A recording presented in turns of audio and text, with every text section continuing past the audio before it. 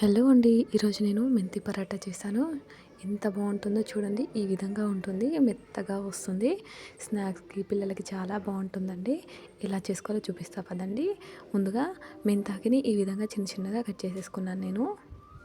చాలా చిన్నగా కట్ చేసుకోవాలండి. ఇందులోనే 2 కప్పుల వరకు గోధుమ పిండి వేసుకున్నాను నేను.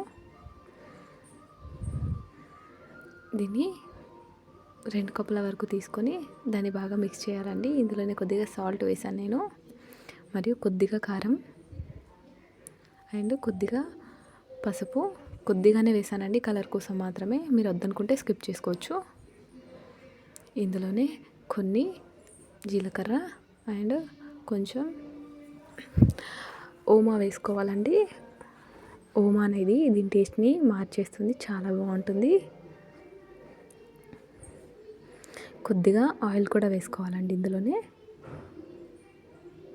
చూడండి, నేను వేసేసుకున్నాను. కొద్దిగా ఆయిల్ వేసుకొని ఈ విధంగా మొత్తం కలిపేసుకోవాలండి. అన్నీ కలిసిపోవాలన్నమాట.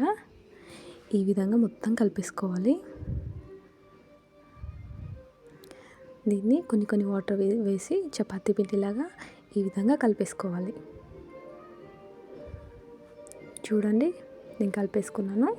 దీనికోసం ఒక 5 మినిట్స్ అలా రెస్ట్ ఇచ్చేసాను, పక్కన పెట్టేసుకున్నాను. చూడండి, చాలా బాగుంటుంది. చేతికి కూడా అంటుకోదు పిండి. దీన్ని ఇలా రౌండ్గా చపాతీ పిండిలాగా చేసుకొని కొద్దిగా పిండి వేస్తూ చూడండి ఈ విధంగా చేసేసుకోవాలి. మరీ సన్నగా చేసుకోకూడదండి, కొద్దిగా లావుగానే చేసుకోవాలి. లేకపోతే పరోటా అనేది మాడిపోతుంది.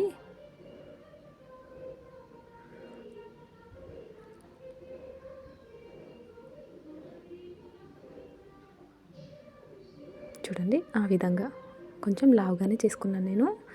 అంతకుముందే స్టవ్ మీద పెనం పెట్టేసుకొని హీట్ చేసుకున్నానండి. దాని మీదనే ఇప్పుడు పరోటా వేసేసాను. కొద్దిగా ఆయిల్ వేస్తూ చూడండి పొంగుతుంది. కొంచెం ఆయిల్ వేస్తూ 2 సైడ్స్ మలిపేసుకోవాలండి దాన్ని. చూడండి, ఈ విధంగా కాలుతుంది మొత్తం. లో ఫ్లేమ్లోనే చేసుకుంటే ఇది లోపల కూడా ఉడుకుతుందండి, చాలా బాగుంటుంది. అంతే అండి, చాలా సింపుల్. అండ్ ఇలాంటి మోర్ వీడియోస్ కోసం నా ఛానల్ని అయితే సబ్స్క్రైబ్ చేసేసుకోండి. Thank you for watching.